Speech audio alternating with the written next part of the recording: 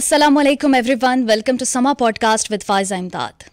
कहते हैं आज़ादी के चिराग लहू से रोशन होते हैं। ये जालिम बहादुर नहीं बल्कि बड़ा कमज़ोर होता है, बुज़दिल होता है, जो बंदूक से ज़्यादा कलम से डरता है। आज मेरे साथ एक ऐसी खातून मौजूद हैं जो कश्मीरी हुर्रियत रहनुमा यासीन मलिक की अहलिया हैं। मेरे साथ मौजूद हैं मिशाल हुसैन मलिक साहिबा।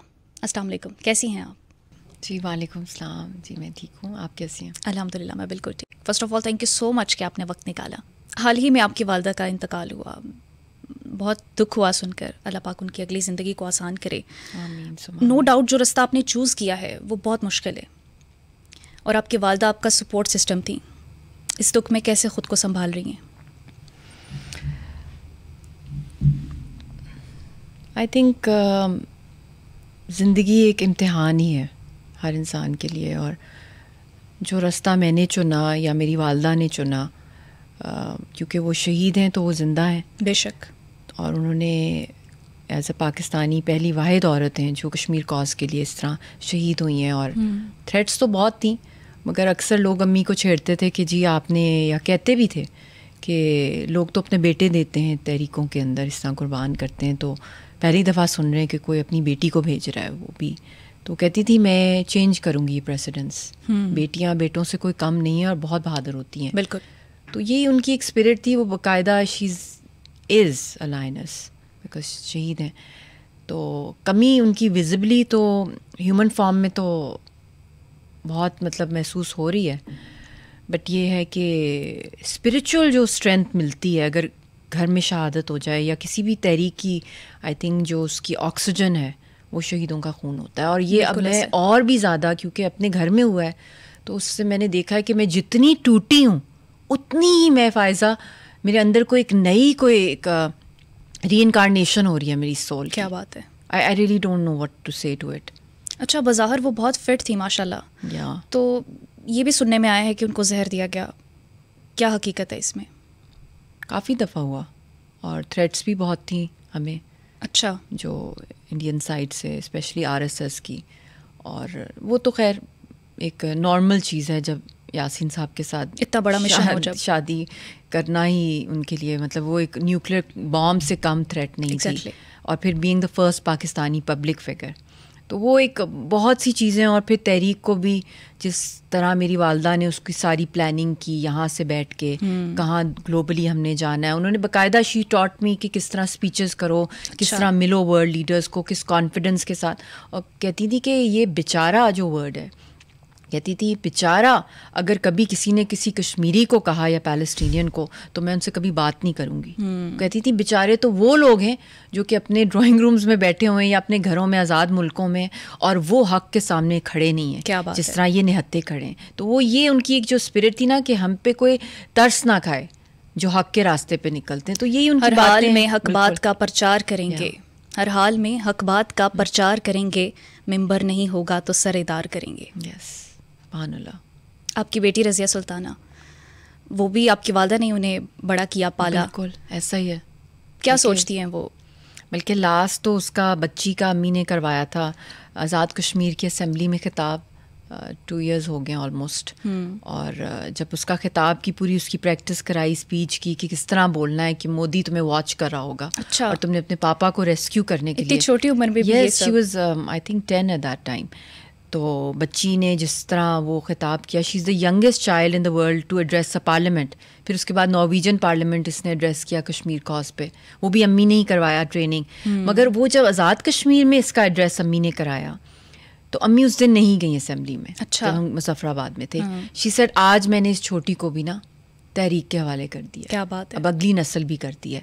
तो मुझे इस बच्ची, उस दिन उन्होंने कहा मेरे में हौसला नहीं हो रहा कि मैं असेंबली में बैठूं और बच्ची को देखूं। तो फिर बच्ची उनकी फ़ोटोग्राफ लेगी साथ, और अपनी स्पीच भी थी, और फिर जिस तरह उसने ललकारा मोदी को, और जो फिर वहाँ पे अर्थक्वेक आया इंडियन मीडिया में, पूरे मकबूजा कश्मीर में 2 हफ्ते कॉन्स्टेंट प्रोटेस्ट हुई, और वहाँ जो हार्ट अटैक्स हुए, तो वो उनको एक फार साइटेड थी, विजनरी थी। और वो कहती थी कि, कहती हैं बल्कि, क्योंकि शहीद हैं, कि वो कि मायूसी कुफर है, ये तो अक्सर मुझे कहती थी, जब भी मैं रोना, मैंने इमोशनल हो जाना, यासीन साहब की कोई ख़बर, शहीदों के बारे में कुछ, तो वो कहती थी ये तो अल्लाह की राह में जब बंदा निकल जाता है तो उसने कफन बांधा है, तो ये तो खुशकिस्मत है हम, तो तुम बहुत तैयार होके निकला करो बाहर, तुमने रोना धोना नहीं है, तुमने कभी, तुम्हारा आर्मी चीफ या कोई जो वॉरियर होता है, क्या वो फटे हुए कपड़े पहन के बाहर निकलता है अपनी फ़ौज को, वो बूस्ट देता है। तो you have to be your best strongest form, और फिज़िकली फ़िट हो, मेंटली फ़िट हो,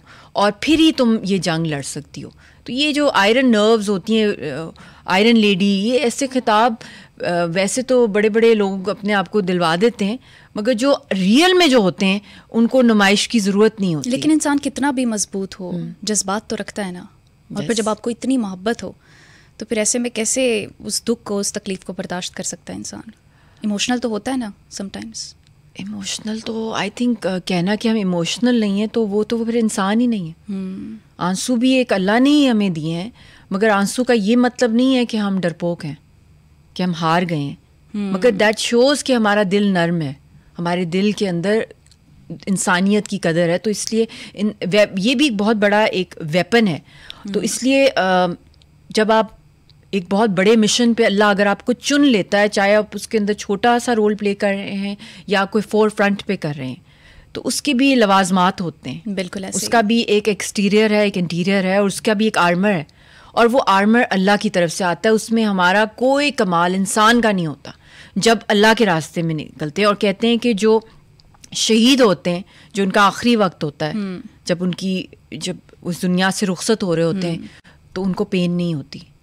और ये मैंने खुद अपनी आंखों से भी देखा, और बहुत से वाक़यात, और कितने यहाँ भी शहीद हो रहे हैं पाकिस्तान के अंदर। हमारी पाक फ़ौज है, हमारे नौजवान हैं, जो बहुत से लोग जो हैं, बच्चे बुज़ुर्ग, अभी भी जो दहशतगर्दी, कल का वाक़या उठा के देख लें, पूरे मुल्क के अंदर कौन है दुश्मन, उसके पीछे गली गली में शोहदा हैं।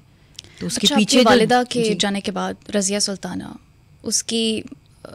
उसको बड़ा करने में, उसकी परवरिश करने में, और फिर तहरीक को साथ लेकर चलने में क्या कुछ चैलेंजेस देख रही हैं आने वाले वक्त में?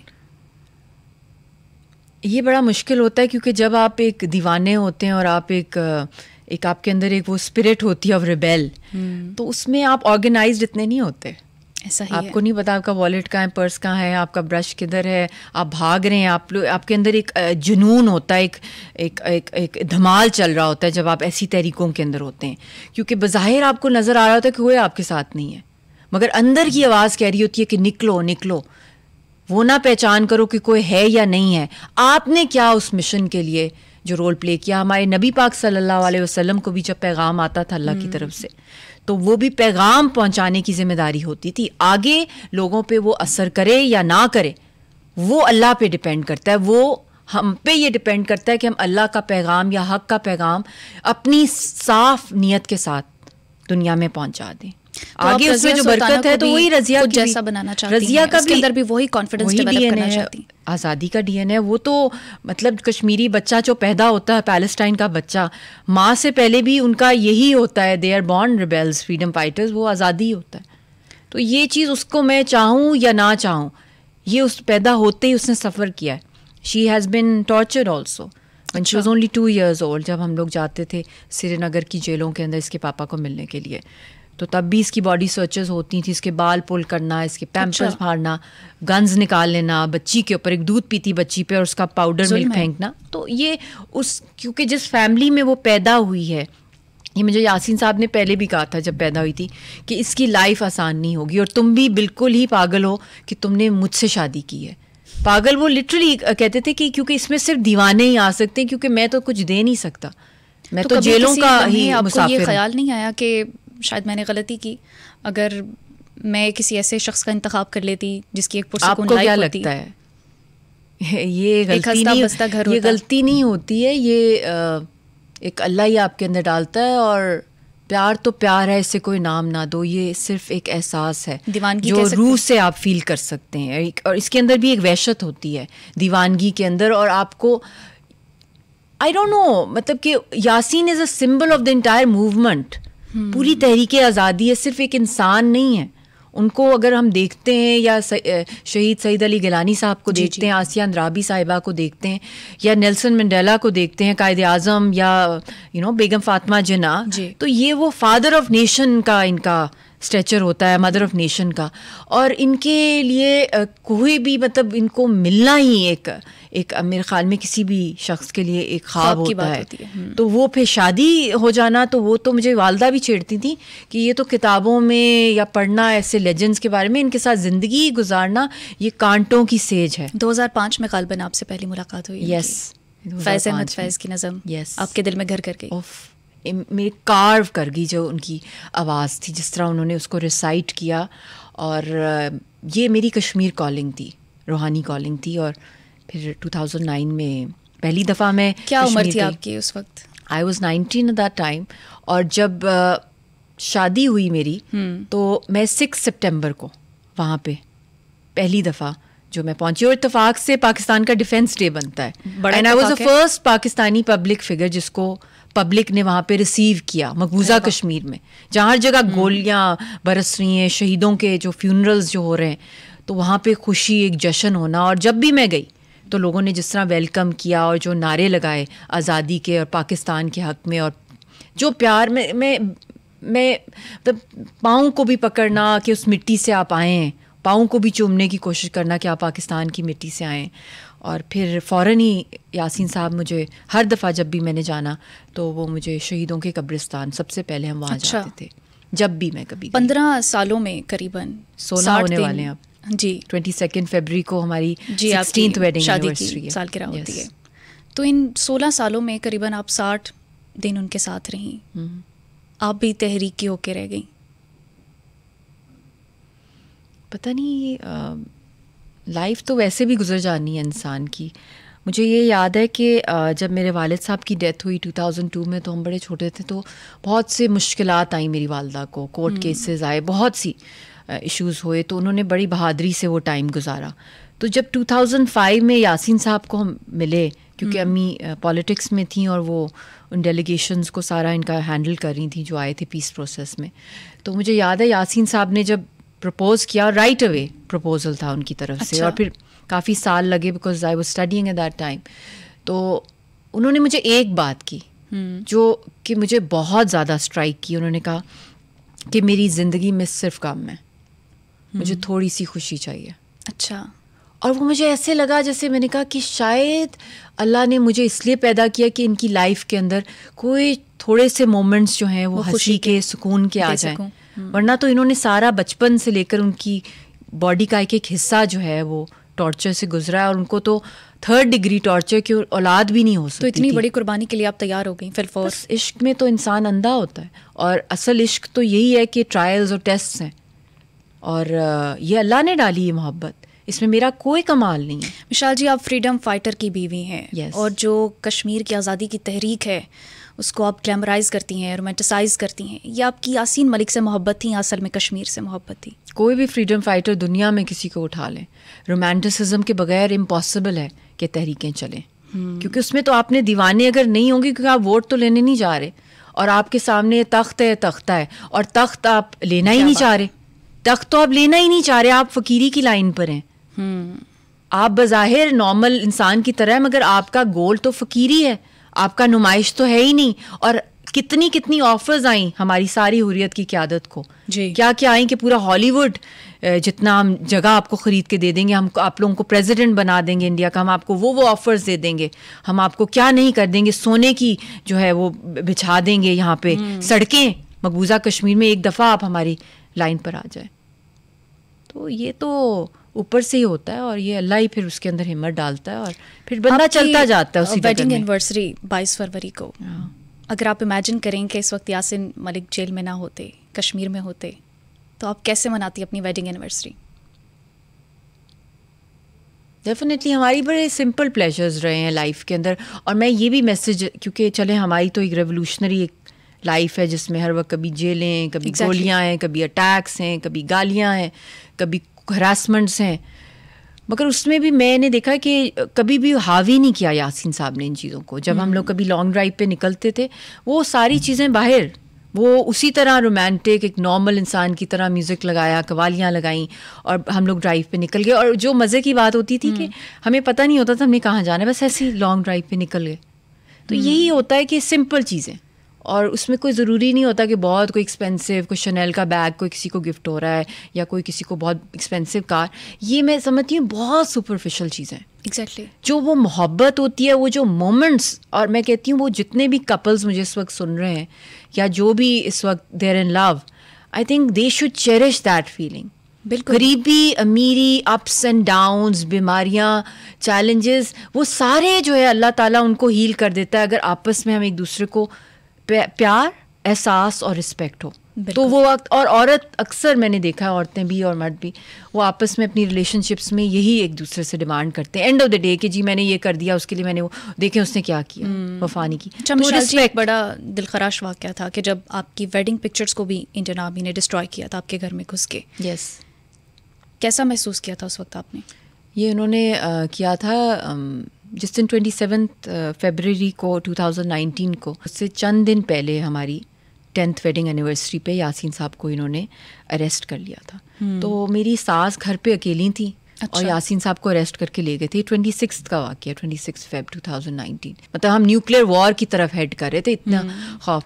तो ये लोग आए और उन्होंने जितनी भी यासीन साहब की पिक्चर्स थी, स्पेशली पाकिस्तान से जो उनकी टूर की थी, विजिट्स प्राइम मिनिस्टर्स के साथ, लेटर्स, और ख़ास तौर पे हमारी शादी, तो उन्होंने कहा पाकिस्तान के साथ जो भी कोई रिश्ता है हम उसको आग लगा देंगे। शादी की तस्वीरें ना होगी, हाँ, वो न्यूक्लियर बॉम्ब हो गए। मतलब कि वो इतना उनके अंदर नफरत थी। क्यों चुपती है इंडियन आर्मी को आपकी शादी, क्यों चुपती है? I don't know. हालांकि हम तो अमन का पैगाम लेके गए थे। हमारे अंदर तो, मैं कहती हूँ कि मैं अब भी यही बात करती हूँ कि I am ready to talk to anybody. अगर वो बात कश्मीरियों की हक़ खुदरादियत के हवाले से हो, तो हमने तो 50 साल हुर्रियत रहनुमाओं ने पीस प्रोसेस को हमेशा सपोर्ट किया है। मगर बदकिस्मती से 50 साल हिंदुस्तान ने धोखा दिया है। जो इंडो पाक डायलॉग्स हुए, और अब भी मैं यही कहूँगी कि जो ऑफिशियल पाकिस्तान के फॉरेन ऑफिस का स्टांस है कि हम तभी इंडिया से बात करेंगे जब वो रिवर्स करेगा आर्टिकल 370 और 35A।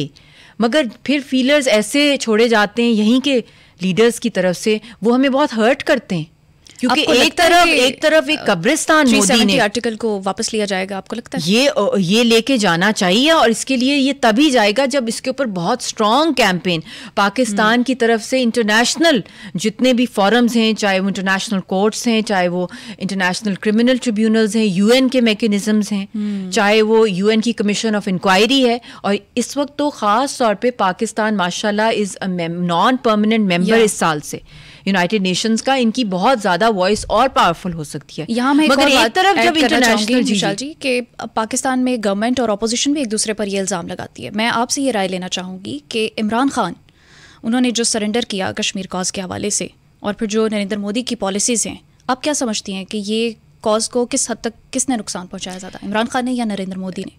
ये नरेंद्र मोदी ने डेफिनेटली उसने किया है। ये यहाँ से तो अल्लाह माफ़ करे, पाकिस्तान से साजिश ऐसी कोई नहीं हुई, मगर जो कुछ उसने किया उसके बाद क्या वजह है कि हमने उन इंटरनेशनल फॉरम्स के ऊपर, चाहे वो इंटरनेशनल क्रिमिनल कोर्ट है, इंटरनेशनल कोर्ट ऑफ जस्टिस है, चाहे demanding Kashmir envoys on Kashmir, खाली साल में 1-2 स्पीचेस करके वो हुकूमत या ये हुकूमत या बाहर निकल के 1-2 कर लेना रैली से कश्मीर आज़ाद नहीं होगा। क्योंकि ये पिछले 77 ईयर्स से एक जंग मुसल्लत है, और अब तो वो जंग है जो कि एक डेथ वारंट सारी की सारी कौम का इशू कर दिया। तो हमें तो ये हर्ट हम होते हैं कि इसके ऊपर हमें एक इंटरनेशनल किस्म के लीगल एक्सपर्ट्स की, मैं तो पिछले, आपको मेरा रिकॉर्ड निकाल लें, 5 अगस्त से पहले भी मैंने कहा है कि फॉरेन ऑफिस के अंदर एक लीगल सेल होना चाहिए इंटरनेशनल लॉ के जो एक्सपर्ट्स हैं इस लॉ फेयर को रिस्पॉन्ड करने के लिए। और अभी जो इस वक्त भी मैं देख रही हूँ कि कभी साइडलाइंस पे रिक्वेस्ट की जाती है क्रिकेट डिप्लोमेसी की, कभी स्मॉग डिप्लोमेसी की, कभी कहीं पे खबर आती है ट्रेड डिप्लोमेसी की रिक्वेस्ट की जा रही हैं। तो एक जंग का मैदान सजा हुआ है, उसके ऊपर आप इंडिया पाकिस्तान का क्रिकेट मैच रचाएंगे, हमारी लाशों के ऊपर यहाँ पे मतलब कि गेम्स चलेंगी, या हमारे खून के ऊपर कारोबार नहीं हो सकता। ये भी मैं बता रही हूँ, ऑफिशियल स्टांस ये नहीं है, मगर जो यहाँ की लीडरशिप की जो हमने बयानात सुने, जो हेडलाइंस भी आई हैं, तो ये what message are they sending. और उसके साथ साथ it's not just cricket diplomacy, smog diplomacy पे भी जो बात आई है, तो हमारा तो सांस उन्होंने वैसे ही जो है ख़त्म किया हुआ है। और अभी भी देख लें, ये 2 दिन जो मैंने जिक्र किया है, कल भी लाहौर के अंदर और आज भी, मैं जेलम से की रोड से आई हूँ, मतलब कि GT रोड से। जी। और वहाँ मेरी आंखों में आंसू थे क्योंकि हर जगह खुश्क थे दरिया, और ये सब दरियाओं में पानी कहाँ से आता है? कश्मीर से आता है, इन 5 दरियाओं में। और ये हमारी तहरीक आज़ादी है कश्मीर की, जो इसका खून बहता है इस पानी के अंदर, जो ये हम पानी पीते हैं। पूरा पाकिस्तान जो सरसब्ज है, जो खेतियाँ हैं, जो यहाँ पे मतलब के फल फूल सब्जियाँ, गंदम जो है, जो आपका अभी रिसेंटली आपने लॉन्च किया ग्रीन पंजाब, और उससे पहले पिछली हुकूमत ने बिलियन ट्रीज का। तो ये कहाँ से पानी आ रहा है? इंडस वाटर ट्रीटी को कहाँ मानता है इंडिया? वो तो हम एक डिफेंस लाइन है हमारी तहरीक आज़ादी, जिसने वहाँ पे आके निहत्ते पिछले 77 ईयर से 10 लाख फौज का भी मुकाबला करी, और उस तहरीक के जिंदा होने से पानी आता है। तो कल भी मैंने शहीदों का जिक्र किया, उनका और पानी का और खून का, कि आप हमारा खून पीते हैं तो खुदारा पाकिस्तान की अवाम हमारे लिए कब निकलेगी, हमारे लिए कब जलसे करेगी, हमारे लिए कब धरने होंगे, हमारे लिए क्यों नहीं आप अपने हुक्मरानों से पूछते कि क्या किया उन्होंने यासीन साहब की रिहाई के लिए, कहाँ कहाँ आवाज़ उठाई, कहाँ कहाँ आसिया अंद्राबी साहिबा के लिए, उनकी रिहाई के लिए कहाँ कहाँ शोर मचाया, कहाँ कहाँ शबीर शाह साहब के लिए आवाज़, कहाँ कहाँ अपनी DPs पे आप पाकिस्तान के लीडर्स की तस्वीरें ज़रूर लगा लेते हैं, क्यों नहीं लगाते कश्मीर के हुर्रियत रहनुमाओं की? उनकी तो वो कुर्बानी है जो पाकिस्तान बनने के बाद इसकी सलामती के अंदर, जो उसकी एग्जिस्टेंस में, जो इस सॉइल का जो रूह है, स्पिरिट है, वो तो हमारा खून है, खून बोल रहा है जी। तो आप देख लें, 2 दिन उनका जिक्र हुआ है शहीदों का, और उस बरकत से रात कितनी बारिश हुई है, पूरे पाकिस्तान में हुई है। तो ये अल्लाह का एक फोर्सेस ऑफ नेचर रिस्पॉन्ड करती हैं इसको, तो बड़ी बरकत होती है शहीदों के खून में। आपकी तिहाड़ जेल में मुलाकात हुई यासीन मलिक नहीं, से? हमारी नहीं, कोशिश करती हैं, नहीं हुई है। और बल्कि मैंने पिछली गवर्नमेंट को भी कहा और इनको भी कि हमारे लिए सेफ पैसेज जो है, सेफ एंट्री, सेफ एग्जिट, मेरे और बच्ची के लिए, उसके लिए जो इंतजामात के लिए हाईएस्ट लेवल पे इंडियन गवर्नमेंट को परसू किया जाए। तो वो आप लोग भी उनसे पूछें कि हम एज अ पाकिस्तानी हूँ, मैं फर्स्ट पाकिस्तानी पब्लिक फिगर, मेरे हस्बैंड हिंदुस्तान की जेल के अंदर हैं, हैंगिंग का केस चल रहा है, एक तरफा फैसले किए जा रहे हैं, हम उनसे मिलना चाहते हैं, एटलीस्ट फोन पे तो बात ही करा दें। 10.5 years हो गए हमारी मुलाकात नहीं हुई है, और 6 years ऑलमोस्ट हो गए कि हमने फोन पे बात नहीं की, और मेरी वालदा की शहादत पे भी बात नहीं हुई है। तो जब ये वहाँ के इंडियन सहाफ़ियों को पाकिस्तान की यहाँ की हुकूमतें मिलती हैं और वेलकम देती हैं लाहौर के अंदर, या वहाँ पे उनको क्रिकेट डिप्लोमेसी का रिक्वेस्ट करते हैं, तो मोदी से यारी बहुत भारी पड़ेगी। ये आप मेरिट पे जो बात है, यू आर पब्लिक के नुमाइंदे हैं, और ये इस खित्ते की इकॉनमी भी और पूरे रीजन का अमन और इकॉनमी डिपेंड ही करता है कश्मीर के पुरअमन हल के लिए। तो कश्मीरियों और उनकी क़यादत की हवाले से को भी नहीं मिलने दिया जाता, उनकी बहन बहुत कम, साल में एक दफ़ा मेरी सास को, बहुत मुश्किल है, और वो भी कहाँ मिलने, वो भी ग्लास की विंडो के थ्रू। अच्छा। उनको हाथ भी नहीं लगाने दिया जाता, और वो एक उन पे फिजिकल और मेंटल टॉर्चर किया जा रहा है। He has no lawyer, physically नहीं उनको प्रेजेंट किया जाता, उनको बोलने की ऑनलाइन प्रेजेंट किया जाए तो उनको म्यूट कर दिया जाता है। थर्ड डिग्री टॉर्चर तो डेकेड से उनको हो रहा है, और इलाज उनका नहीं हो रहा। मैंने राहुल गांधी को भी अभी लेटर लिखा है, उससे पहले मैंने मोदी को भी लेटर लिखा था, ओपन लेटर। अब मैं पाकिस्तान के प्राइम मिनिस्टर को भी ओपन लेटर लिखूंगी कि आप क्या कर सकते हैं यासीन साहब की रिहाई के हवाले से, और हम चाहते हैं कि पाकिस्तान जो है और भी 1 स्टेप अहेड, क्योंकि हम वेलकम करते हैं आर्मी चीफ की भी जो स्टेटमेंट आई है कि हम 10 जंगें कश्मीर पे लड़ेंगे, और कितनी नस्ल कुशी हो, तो हमें तो एक ठोस पॉलिसी चाहिए, बिल्कुल, और वो पाकिस्तान के सियासतदानों को मिल के बनानी चाहिए, एक यूनिटी चाहिए हमें उसके अंदर। बिल्कुल ऐसे ही। सिर्फ अलग अलग अपनी मस्जिदों में कहना कि हम कश्मीरियों के साथ, हम सब में, मगर जब तक कोई कॉम्प्रिहेंसिव पॉलिसी नहीं होगी, आप दुश्मन का कैसे मुकाबला कर सकते हैं? और वो तो यहाँ पूरे मुल्क पाकिस्तान में दहशतगर्दी करने के नेटवर्क्स में फैला। हमारे घर में शहादत हुई है, घर में घुस के उन्होंने मारा है, तो उनके तो बेटर्स, उनके तो पॉन्स हर जगह है। यासीन मलिक ने आपको कोई पैगाम भेजने की कोशिश की हो? बस लास्ट उनका यही पैगाम आया है, और उनको जब मेरी सास ने इन्फॉर्म किया है कि मेरी वालदा की शहादत का, तो बस कह रही थी ही स्टार्टेड क्राइंग, और फिर उनसे बोला नहीं गया, और ग़ालिबन वो चेयर पे थे, स्लिप हुए हैं, कि उनको बहुत शौक लगा, फिर बात नहीं कर सके वो। तो ये हालत है कि हम लोग मतलब ना जीने में ना मरने में, हमें तो लाशें नहीं मिलती अपने प्यारों की। मतलब ये वो कौम है, ये वही बैरक्स हैं जहाँ पे मकबूल बट शहीद को फांसी दी और उधर ही बैरी कर दिया, और वहीं अफजल गुरु को भी शहीद, और वही जगह है। तो क्यों डरते हैं, क्यों नहीं हक का साथ देते लोग? निकले बाहर, ये कॉलिंग है सारे पाकिस्तानी कौम की कि वो निकलें कश्मीर के लिए और पैलेस्टाइन के लिए। देखें कि आप निकलेंगे, मुनज़्ज़म तरीके में हमारी आवाज़ बनेंगे, रिसर्च करें, पॉडकास्ट करें, इसके ऊपर डॉक्यूमेंट्रीज बनाएं, PhDs करें हिस्ट्री पे, कश्मीर पे, हुर्रियत रहनुमाओं के ऊपर। मैं यूथ को भी कह रही हूँ, और यूनिफाइड हों, और अपने लीडरान के सामने आप ही वो पावर हैं जो पाकिस्तान में जो गवर्नमेंट्स या जो अपोजिशन में आते हैं, आप उनको कहें कि हमारा असल सर्वाइवल का मसला हमारा ऑक्सीजन है, हम वेंटिलेटर पे चले जाएंगे अगर तहरीक कमजोर होगी। जिस तरह की आपकी स्ट्रगल है, आपके पूरे ख़ानदान की, एक एक फ़र्द की, इस पर तो एक फ़िल्म बननी चाहिए। आई थिंक कश्मीर की एक हर स्टोरी जो है उसके ऊपर कितनी फिल्में और बन भी सकती हैं ह्यूमन स्टोरीज पे। आप एक माशाल्लाह एक जर्नलिस्ट हैं, अभी you are telling me it's your dream to go to Srinagar, you know, to capture the thoughts, the people, you want to meet them. तो ये ही चीज़ है ना, ये जुस्तजू, इसी जुस्तजू में जो आप रेफ्यूजी कैंप्स हमारे हैं, मैं उनको रेफ्यूजीज तो नहीं कहूँगी, डिस्प्लेस्ड कश्मीरीज मकबूजा कश्मीर के जो आज़ाद कश्मीर में, वहाँ पे आप जाएं, उनकी एक एक स्टोरी, क्या क्या दर्द है, क्या क्या उदासियाँ हैं, क्या क्या इंतज़ार हैं उनके अपनी फैमिलीज। कभी वो हम घर जाएंगे? आज का कश्मीरी पाकिस्तान से इल्हाक चाहता है, अलहदा रियासत चाहता है, पाकिस्तान से वो चाहता है कि उनका मुकदमा जो है बहुत बोल्डली हिंदुस्तान के आगे डायलॉग पे नहीं बल्कि दुनिया की अदालतों में पेश करे। अब ये पाकिस्तान का टेस्ट है कि वो कितना स्ट्रांगली करता है, और Pakistan is not only the government, Pakistan की आवाम का टेस्ट है। आपने देखा कि जब 5 अगस्त हुआ उसके बाद दुनिया ने कुछ खास मदद नहीं की जी। कश्मीरियों की तो पूरी दुनिया अल्लाह ने बंद कर दी। हम एक और ऐसे खुदा न खास्ता अजाब का वेट करें, अभी भी वक्त है, चंद लम्हे हैं जो ये बारिश अल्लाह ने बरकत डाल दी है। जब हमने उनके खून का जिक्र किया और इस पानी का, तो अल्लाह ने पानी बरसा दिया है। तो हम भी अपनी डायरेक्शन ठीक करें और हम भी मुल्क को जोड़ें, और मुल्क पाकिस्तान तभी जुड़ सकता है जब कश्मीर कॉज को हम स्ट्रेंथन करें। अक़वाम मुत्तहिदा है, सलामती काउंसिल है, और फिर इंसानी हुकूक की तंजीमें हैं, क्यों इनकी आंखें और कान बंद हो गए?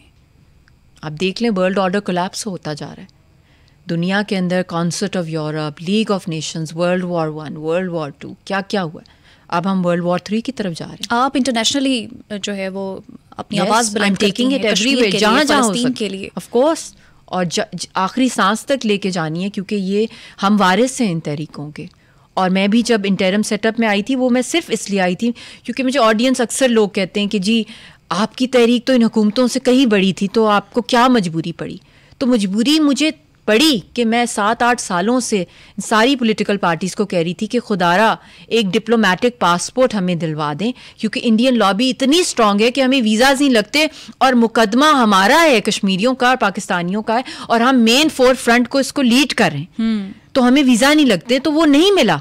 तो वो इंटरम, क्योंकि उस लिहाज से एक न्यूट्रल सेटअप था, और फांसी का केस चल रहा था, और इलेक्शन ईयर था मोदी का, और फुल प्लान था मोदी का कि उनको फांसी घाट चढ़ाया जाए ताकि उसको हिंदुत्वा के वोट्स मिले। तो उस वक्त का वो ही मुझे मेरी वालदा ने कहा, ये ले लो, अच्छा, दिल पे पत्थर रख के ले लो डिप्लोमेटिक पासपोर्ट, क्योंकि शहीदों के लिए तुम्हें अगर थोड़ा अपना रास्ता बदलना पड़ रहा है, उनकी तहरीक को जिंदा रखने के लिए, भी होती है। तो मैंने लिया। तो मेरी आवाम क्योंकि इतना प्यार करती है हमसे, तो वो कहते हैं कि जी आपके साथ हैं हम। वैसे भी तो ये मजबूरी, अभी भी मैं कहती हूँ कि डिप्लोमेटिक पासपोर्ट्स के थ्रू हमें पूरे वर्ल्ड में काफ़ी एक्सेस ज़्यादा मिल जाती है। तो वो तो गिवन चीज़ होनी चाहिए कि जो फोर फ्रंट पे फैमिलीज जो कुछ चंद रह गई, क्योंकि पैलेस्टाइन की बहुत सी आवाज़ें दुनिया भर में, कश्मीर की हार्डली कोई रह गई है, क्योंकि इतना बड़ा आयरन कर्टन्स हैं और इतना बड़ा कर्फ्यू है कि वहाँ तो मतलब चिड़ी नहीं फड़क सकती। 10 लाख नेतन्याहू से 10 गुना आगे है मोदी। जब ये कर्टन्स लिफ्ट होंगे तब रोंगटे खड़े हो जाएंगे दुनिया के कि शादी क्या पर हुआ भी है। जो है वो इसको प्रोपेगेंडा क्या कहा गया इंडियन गवर्नमेंट की तरफ से, और फिर कहा कि ये तो खुफिया एजेंसियों ने शादी करवाई है। खुफिया एजेंसीज दुनिया की अगर उठा के देख ले, इतना बड़ा मास्टर स्ट्रोक कोई नहीं कर सकता। ये इश्क भी हो जाता है दुनिया में, लोग सच्चा प्यार भी कर जाते हैं, और अल्लाह ने हमारी लिखी थी और ये ऊपर होती हैं। और ये रूहानी, और मैं आपको उससे पहले का भी बताती हूँ, उससे पहले भी मैं आपको बताती हूँ कि जब वो मुझे पहली दफ़ा मिले तो मैंने उनकी ऑटोग्राफ ली जी। बिल्कुल वो एक क्या लिखा था ऑटोग्राफ में उन्होंने? ऑटोग्राफ में वो मेरे पास अभी तक है। तो उन्होंने लव एंड प्रेयर्स और साथ अपना सिग्नेचर दिया, और मेरी वालदा को दी तो उन्होंने प्रेयर्स लिखा, मेरे पे लव सादा लिखा और इम्पैक्टफुल वर्ड्स। तो उन्होंने मुझे बाद में क्या बताया, उन्होंने कहा मैं 4 साल, कहता आपका नाम मिशाल है, उन्होंने 2 दफ़ा मुझसे पूछा। मैंने कहा जी, तो उन्होंने कहा आप बाद में बताया उन्होंने मुझे कि मैं 4 साल मकबूजा कश्मीर की हर गली कूचर गांव में hundreds of villages by foot गया हूँ, सफरे आज़ादी में मशल बरदार जो है टॉर्च लेके हर जगह मैं गया हूँ, तो मिसाल तो यहाँ थी, ऐसी उन्होंने कहा। तो कहते मुझे बड़े लोग छेड़ते हैं आपको, तो बड़े उन्होंने प्यार से कहा।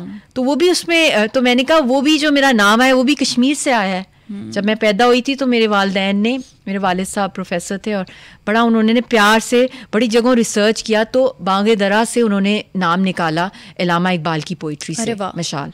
तो वो एक ऐसा एक कनेक्शन है। और कल भी मैं सलाउद्दीन साहब के यहाँ, मियाँ सलाउद्दीन साहब के यहाँ थी, तो उनके पास दबस्तान इकबाल, तो मैंने उनको ये वाक़या जब सुनाया तो उन्होंने उसी वक्त पूरी नज़म निकाल के मुझे दी। तो उन्होंने कहा कश्मीर कॉलिंग तो आपकी पैदाइश से ही थी। तो बस एक अल्लाह ही मिलवाता है। देखें इसमें इल्ज़ामात तो बहुत तो मोहब्बत की ना यही ख़ास बात होती है, हर चीज़ में कनेक्शन डेवलप हो जाता है। ये आपकी शॉल, यासिन मलिक साहब की आपने बताया, ये फटी हुई शॉल है। ये मैं पिछले 15 जनवरी से, जब से मेरी वालदा की शहादत हुई है, तो मैं ये डेली पहन रही हूँ। जहाँ भी मैं कहीं निकलती हूँ, घर में इबादत कर रही हूँ, और इतनी इससे मुझे पावर मिलती है। और ये उनकी जेलों वाली शॉल है, और इसमें से क्योंकि वो सिगरेट भी पीते थे तो इसमें 1-2 सुराख भी हैं इसके अंदर। अच्छा। तो मुझे अक्सर लोग कहते हैं जी क्या हो गया, तो मैं इतनी आई थिंक यासीन मलिक का नाम ही जो है वो एक अलम है बहादुरी का और हक का।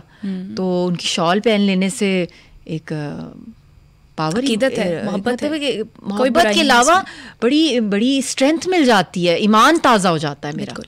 कश्मीर पर आप तो है ही, आपका जो है एक स्टांस है, फ़लस्तीन के लोगों के लिए क्या कहेंगी? भारतीय हुकूमत से क्या मुतालबा करेंगी? यासिन मलिक की रिहाई के हवाले से भी पाकिस्तानी हुकूमत से क्या मुतालबा करेंगी?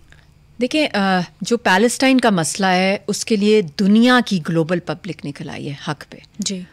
और मैं कहती हूँ सारी दुनिया कैद में है, कश्मीरी और पैलेस्टीनियंस आज़ाद हैं। वाह, क्या वो उड़ रहे हैं और सारे दूसरे डरे हुए हैं। और जो उनके लिए निकल रहा है इस वक्त, जो नया वर्ल्ड ऑर्डर आने वाला है और ये वर्ल्ड ऑर्डर कोलैप्स होने वाला है, वो सब उनकी वजह से। और जब मैं इंटरिम सेटअप में आई उसी वक्त ये जंग शुरू हुई, जो लेटेस्ट सीरीज़ थी। तो उस वक्त क्योंकि हमारा तो ओढ़ना बिछोड़ना कश्मीरियों का पैलेस्टीनियंस का इकट्ठा, हमारे घर में मेरे ज़्यादा बेस्ट फ्रेंड्स पैलेस्टीनियंस हैं, उनकी जो फैमिलीज़ यहाँ हैं जो बाहर के मुल्कों में, वो मुझे गाइड कर रही होती हैं, वो मुझे हौसला दे रही होती है, मैं उनको हौसला दे रही होती हूँ। मेरी वालदा की शहादत पे ज़्यादा पैलेस्टीनियंस आए हैं जी, रोए हैं, घर आके और हौसला दिया है। और एक मेरी दोस्त है, उसने कहा मैं गाज़ा से कुरान पाक लेकर आई हूँ और मैं ये वापस अपने घर लेकर जाऊँगी। और ये मेरा अल्लाह से मैंने दुआ की है कि मैंने अपने घर वापस इसी कुरान पाक को लेकर जाना है। तो ये तो लेवल ऑफ फेथ है। और जब मैं इंटरिम में आई तो उस वक्त मैंने कश्मीर की कंसल्टेटिव कमेटी बनाई, जो एक कमेटी नहीं थी जो कश्मीर रवायती कमेटियाँ सियासी बनती हैं सियासी बारगेन के लिए। इसके अंदर सारे एक्सपर्ट्स को, सारे स्टेक होल्डर्स जो कश्मीरी थे, और हमने पूरा एक लॉन्ग टर्म प्लान दे दिया जो भी नेक्स्ट रिजीम ने आना था।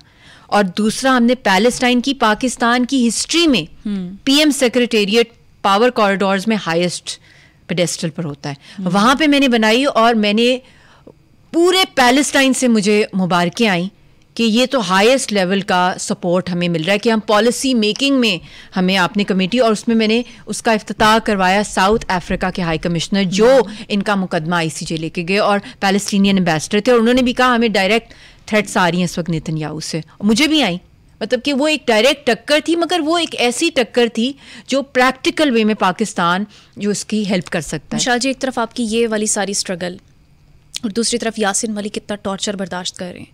हार्ट सर्जरी हुई उनकी 2019 में, जब उनको गिरफ्तार किया गया तो 3 साल बाद मुकदमा चलाया गया।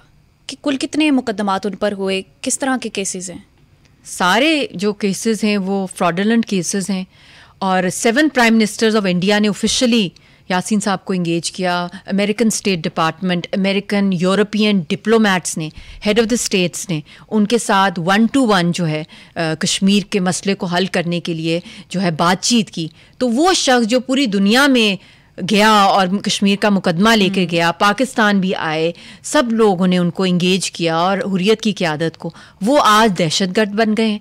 वाजपेयी वो भी बीजेपी के थे, उन्होंने भी इंगेज किया, तो फिर वो भी टेररिस्ट हैं। सारे इंडियन प्राइम मिनिस्टर्स जो पास्ट के वो भी सब दहशतगर्द थे, जिन्होंने यासीन साहब और कश्मीर की हुर्रियत की आदत के साथ मिलके मुज़ाकरात की टेबल पे उनको बुलाया। इंटीरियर मिनिस्टर और उनकी बेटी के अगवा के कोई 30 साल पुराने केस में उनको फंसाया, वो भी, और एक एयरफोर्स का केस है, जाली केस है, बहुत से केसेस हैं जो उनके ऊपर किए गए कि ही इज़ अ टेररिस्ट। तो हर कश्मीरी मोदी के लिए टेररिस्ट है क्योंकि वो खुद सबसे बड़ा दहशतगर्द है। बल्कि RSS should be band globally, और दुनिया से आवाजें उठ रही हैं आईना देखना और नहीं चाहता पूरे इंडिया के अंदर आग लगा दी है इन्होंने। खुद राहुल गांधी जो है वो गली कूचों में जा रहे हैं भारत जोड़ो तहरीक, वरना तो भारत टूट रहा है। जिस तरह की फॉल्ट लाइंस मोदी ने खोल दी है वहाँ पे, और खुद आरएसएस जो है वो एक आर्म्स ट्रेनिंग जो है वो खुद एटॉमिक बॉम्ब बना रहे हैं। दुनिया के अंदर उनके रैकेट्स हैं, टारगेट किलिंग्स वो कर रहे हैं। और उसने, राहुल ने कहा है कि हम नफरत के बाजार में मोहब्बत की दुकान खोलने आया हूँ, तो हर जगह आग लगा दी है मोदी ने। तो मैं यही दुनिया से यही कहूँगी कि अकल के नाखून लें, वरना तो ये दहशतगर्दी जो उनकी दुनिया में अब फैलती जा रही है, अगर इसको पकड़ा नहीं गया, अकाउंटेबल नहीं किया गया, तो पूरी दुनिया में आग है। अच्छा मिशाल जी, भारतीय हुकूमत सजाए मौत दिलवाने पर तुली हुई है यासीन मलिक साहब को, और फिर वो वकील भी नहीं करते, अपना मुकदमा खुद लड़ रहे हैं। आप समझती हैं उन्हें वकील कर लेना चाहिए? वकील जो उनके थे, उनको जिस तरीके से उनको साथ भी उनको साइलेंस किया गया, उनके साथ भी जो कुछ हुआ हॉस्पिटलाइज होके, अक्सर कश्मीरी लॉयर्स को जिस तरह टारगेट किलिंग की जाती है, या उनको बहुत ही, जिस तरह मेरी वालदा के साथ हुआ, स्लो पॉइजनिंग करके या टॉक्सिन्स दे के उनको वेजिटेबल बना दिया जाता है। तो यासीन साहब did not want to take another risk of another innocent person. He said, जो उनका राइट है कि मैं अपना मुकदमा खुद पेश करूंगा। और जब उनके खिलाफ जब फैसला आना था 2 साल पहले, और उस वक्त मुझे यूके और बहुत सी जगहों से इतलात यही थी कि उनको फांसी काट चढ़ाने दे रहे हैं, मतलब तैयारी पूरी हो गई है। तो आपने उनकी वीडियो देखी, किस कॉन्फिडेंस से वो आए हैं। उनको कोई ट्रैंकुलाइजर नहीं दिया हुआ था, उनको कोई व्हील चेयर पे वो नहीं लाए थे, खुद चल कर आए, नए कपड़े पहन के अपनी सेंसेस में। और जज ने फैसला सुनाने से पहले उनको कहा कि जी आप कोई रियायत चाहते हैं? अच्छा। तो उन्होंने कहा मैं जिंदगी की भीख नहीं मांगूंगा, और मुस्कुराए, और वो इंडियन चैनल्स पे दिखाया गया। क्या बात है। तब मेरी वालदा ने कहा कि एक वो तुम्हारा शौहर है, और यहाँ पे तुम हाथ जोड़ के पाकिस्तान के लोगों को कह रही हो कि एक दिन आगे कर दें अपनी कॉल। तो उसने वहां नहीं हाथ जोड़े, तो तुमने तो मैं एज अ वाइफ मैं टूट गई थी। आपकी मैंने उनकी जान बचाने का, और इमरान खान हो, दूसरे हो, सब यासीन के दोस्त हैं। तो वो मैं बस, मेरी यही है, अवाम से भी अपील है, सबसे अपील है कि कश्मीर कॉज को ना भूलें। 25 मई को जब एहतजाज हो रहा था पीटीआई का, इमरान खान का, उससे पहले भी आपकी एक प्रेस कॉन्फ्रेंस हुई थी, रज़िया सुल्ताना भी आपके साथ थी। आपने झंझोड़ा था कौम को, ललकारा था कौम को कि ख्वाब गफलत से उठें। इमरान खान ने क्या रिस्पॉन्स दिया आपको उसका? उनका यही आया था कि हम भी इसमें जिक्र करेंगे अपने धरने के अंदर। अच्छा। उनका, बट मेरा कोशिश ये थी कि सारा का सारा जो फोकस है वो यासीन साहब के ऊपर आए, मगर क्योंकि हम तब से अब तक देख रहे हैं कि अंदर विद इन द कंट्री जो इंटरनल आपस में जो लड़ाइयाँ चल रही, मैं इसमें भी चाहती हूँ कि पुरअमन तरीके से इन सब की जो है टेबल पे सोल्यूशन निकले, और अपनी इंटरनल पॉलिटिक्स को या जो भी कुछ हो रहा है उसको थोड़े अरसे के लिए बैकफुट पे करके मुल्क को जोड़ें। मुल्क के लिए जो है कुर्बानी हम सब दे रहे हैं, हर कोई, मैं किसी को नहीं कह रही कि कोई मुहिब्बे वतन कम है या ज़्यादा है, जो भी लोग हर्ट हैं उनको भी मैं यही कह रही हूँ कि मुल्क है तो हम सब हैं। अच्छा, दूसरी तरफ शरीफ ख़ानदान भी, वो भी ख़ुद को कश्मीरी कहलाता है, तो आपका कितना मुश्किल कड़ा वक्त है। कभी उन्होंने आपको तसल्ली दी, हौसला दिया, साथ का एहसास दिलाया? देखिए, ऑफिशियल स्टेटमेंट्स आती हैं, वैसे तो मेरा कोई राब्ता नहीं है, मगर कुछ साल पहले जब इनकी वालदा की डेथ हुई थी, तो अभी देखिए पाकिस्तान की वो पहली खातून, मैं गई थी उनके यहाँ अफसोस के लिए, मगर इनकी तरफ से अफसोस किसी ने नहीं किया। तो कश्मीर के लिए कोई इक़दामात नहीं हो रहे होंगे इनकी सतह पे, मुझे नहीं पता, मगर ये है कि जो मेरी वालदा की शहादत हुई है उसके बाद प्राइम मिनिस्टर की तरफ से या उनकी तरफ से किसी ने अफसोस नहीं किया। अच्छा। अभी तक पीटीआई या किसी और पार्टी की तरफ से? वैसे तो सारे लोग कर रहे हैं, मगर ये है क्योंकि इतना बड़ा एक सान्या हुआ है, हमें दुआओं की तो ज़रूरत है, मगर हमें सिंपथीज की ज़रूरत नहीं है। ये बहुत बिल्कुल इसको ये समझने की ज़रूरत है। इसको जो कुछ हादसा या जो थ्रेट्स हमारे साथ हैं, इनको मामूली ना समझा जाए। हम तो निकले हुए कफन बांध के, और हमें पता है कि इस लाइन के अंदर शहादत ही है, और ये हम बड़े खुशकिस्मत हैं। और ज़िंदगी, मेरी वालदा ने हमेशा कहा था और कि ज़िंदगी बहुत छोटी कुर्बानी है। हम कोई सिंपैथी के लिए नहीं कह रहे कि आओ हमें बचाओ, मुझे कोई सिक्योरिटी नहीं चाहिए। बहुत एक ही दिन आनी है। थ्रेट्स हैं आपकी वो तो मेरी, तो हमारी जिंदगी ही यही है। अपनी सिक्योरिटी के लिए कुछ नहीं करती? अल्लाह है, अल्लाह सबसे बड़ा है। हमें कोई बुलेट प्रूफ गाड़ियाँ नहीं चाहिए। और बेटी के लिए भी नहीं? नहीं, अल्लाह है। जब कहा गया था थ्रेट्स के लिए, तब जो लोगों ने समझा होगा इसके बारे में, ख्याल भी बहुत लोग रखते हैं हमारा, मगर हमें कोई प्रोटेक्शन के लिए नहीं हमारे इस काम के अंदर। ये हमारी अपनी इनर कॉलिंग है, जो मेरी वालदा ने भी अपनी जान दी है, लाखों कश्मीरियों ने दी है, वो उन्होंने आज़ादी के लिए दी है। कोई हमें कोई एक्स्ट्रा केयर नहीं चाहिए। हम भी आम गरीबों की तरह, हम फ़कीरों की लाइन पर हैं, हम VIPs नहीं हैं। तो फाइनेंशियल क्राइसिस भी तो होते हैं, तो क्या फाइनेंशियल क्राइसिस तो कोई मतलब कि वो तो लाइफ के अंदर जो भी कोई हलाल कमाई के ऊपर होता है। हमारी तो अपनी सेविंग्स हैं, जो कुछ हो सकता है हम एक सिंपल एक नॉर्मल लाइफ गुजार रहे हैं। और मेरी वालदा अक्सर हमें सपोर्ट करी होती हैं, तो उसका भी इतना वरी कभी भी नहीं मैंने किया। लाइफ को मैंने ज़्यादा प्लान नहीं किया। अब तो आपकी वालदा और मैंने पहले भी नहीं प्लान किया। सिक्योरिटी है आप पर। बिल्कुल। तो क्या सोचती हैं मुस्तकबिल में, किस तरह चलेंगी? बस उसके लिए मैं दुआ करती हूँ कि ये जो नस्ल आ रही है कश्मीर की, एटलीस्ट ये इस मसले का हल कोई निकले और कश्मीरियों को आज़ादी का सांस मिले। और सारी family, what is there to lose Faiza, what is there to lose? अगर मैं यही सोचती रहूँगी मेरी बेटी का क्या होगा, मेरे शौहर का क्या होगा, मेरी वालदा का क्या होगा, मेरा, तो फिर हम लोग इस शहीदों की लाइन पे नहीं निकल सकते। हमने सब चीज़ें पहले कुर्बान करनी है। अपना अभी मुझे नहीं पता how long I will be surviving. आप एक आर्टिस्ट हैं, आप बहुत खूबसूरत पेंटिंग्स बनाती हैं, पोइट्री से भी लगाव रखती हैं, तो कभी यासीन मलिक से, कश्मीर से मोहब्बत का इजहार इस वे में भी किया? यस, बहुत दफ़ा। बड़ी बड़ी मतलब जो भी छोटी सी पोइट हूँ मैं, मगर मैंने की है पोइट्री। कुछ सुनाएंगी आप? पोइट्री मैं सुना दूंगी आपको। जी sure. Oh my Yasin, where have you gone? It's been 10 years and 6 months since I saw your very face. It's been 6 years since I heard your merry voice. How it haunts me what you whispered thy night of February 22nd, 2019, when we exchanged our wedding vows a decade ago. Now the tyrant whips you with a single blow and drags you by the handcuff to such a low. To little Razia, your final words, my daughter, I'm going afar. Yet she peeps restlessly by the window, searching thy stars.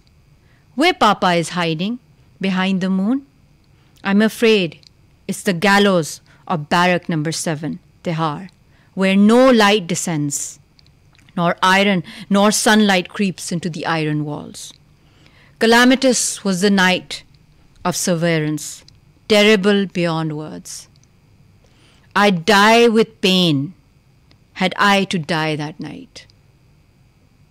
O Kashmir, when the vultures took you away, all your admirers left you astray. You gave a glimpse of heaven, as they say, another name for paradise. Our hearts are bleeding, blood dripping from veins. Some brothers of Hitler are celebrating blood parties on our soil so red. Thy rivers are red, with graves at every mile. O my Kashmir, O my Kashmir, O my Yasin, O my Yasin. बहुत खूबसूरत, बहुत खूबसूरत। जज्बात तो अल्फाज में नहीं आ सकते ना। आखिर में क्या मैसेज देना चाहेंगी कश्मीरियों के लिए, यासिन मलिक के लिए, फ़लस्तीनियों के लिए? वो तो सब आज़ाद हैं, उनकी रूहें आज़ाद हैं। उनको क्या पैगाम देना है? वो दुनिया को पैगाम दे रहे हैं कि आप भी आज़ाद हो जाएं। मुतालबा करेंगी नरेंद्र मोदी से कुछ? मैं ये कह रही हूँ ना, दुनिया को पैगाम है कि अब आप आज़ाद हो जाएं। अकीदा है मोहब्बत ही, अकीदत फ़र्क रखती है। अकीदा है मोहब्बत ही, अकीदत फ़र्क रखती है। किसी की तख्ते पे ज़ाहिर, किसी की तख्त बचाने से। हम ही शाही हैं इकबाली, आज़ाद होकर ग़ुलामी में। हम ही शाही हैं इकबाली, आज़ाद होकर ग़ुलामी में, जो माही गैर से खाके रहे खुद को बचाने से। खुदाया आतिशे ईमा बढ़ा दे फिर से सीनों में, खुदाया आतिशे ईमा बढ़ा दे फिर से सीनों में, हुसैनी हौसला पालें चिराग अपने बुझाने से। आज़ाद अपना चमन सारा अगर हो जुस्तजू कामिल, आज़ाद अपना चमन सारा अगर हो जुस्तजू कामिल, न रोकेगा ज़माना फिर हमें कश्मीर पाने से। वाह वाह, सुभान अल्लाह। व्यूअर्स, ये था आज का समा पॉडकास्ट। अपनी मेज़बान को दीजिए इजाज़त। अल्लाह हाफ़िज़।